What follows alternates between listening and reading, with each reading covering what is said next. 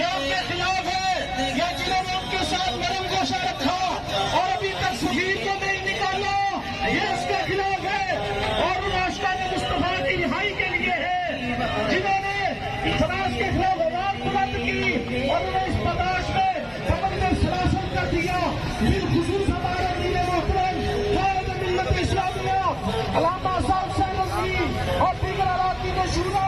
اور رؤوس وزیران رؤوس رسالت ان کی رہائی کے لیے ہے۔ اس لیے ہر سچا مسلمان اس کے بستی کے قافلے میں مسلم کا کام کرنے میں شامل رکھے اور